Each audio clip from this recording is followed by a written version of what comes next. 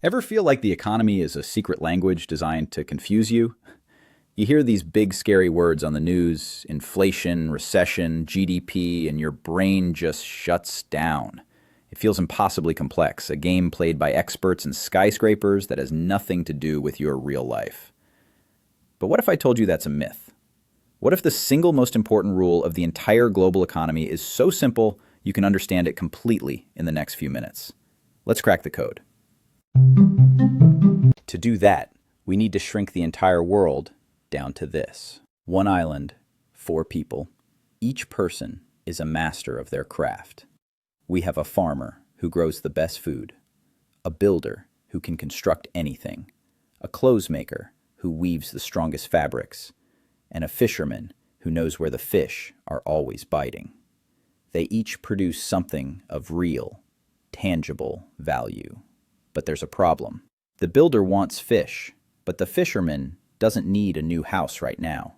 He needs a new pair of pants. The clothes maker wants food, but the farmer needs a net fixed. It's a total mess. They're spending more time haggling and getting frustrated than actually producing. They need a better system. So one day they find a single, unique, beautiful shell on the beach. It's rare and it's durable. They all make a pact. This shell, they decide, will be their official medium of exchange. It's not that the shell itself is valuable. You can't eat it, you can't wear it, but it represents trust. It's a promise. They've just invented money. Now watch the magic happen. The builder, craving a fish dinner, gives his one shell to the fisherman. Easy enough. The fisherman, now holding the shell, realizes his pants are getting a bit ragged. He takes that exact same shell and gives it to the clothes maker for a new pair. The clothes maker then uses that very shell to buy some delicious food from the farmer. And to complete the circle, the farmer, who's been wanting a stronger roof on her hut, gives the shell right back to the builder. Now stop. Look what happened.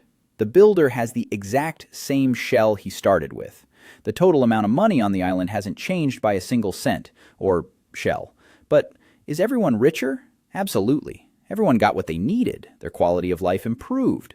That is a healthy, growing economy. It's not about having more money. It's about the flow of value that money allows. Life on the island is good, productive, stable, until one night a massive typhoon churns up the ocean floor. The next morning, the islanders wake up to a miracle. The entire beach is covered, blanketed, with thousands upon thousands of those exact same shiny shells. They've hit the jackpot. They gather them by the armful, piling them high. They're all shell millionaires. They feel unbelievably, deliriously rich.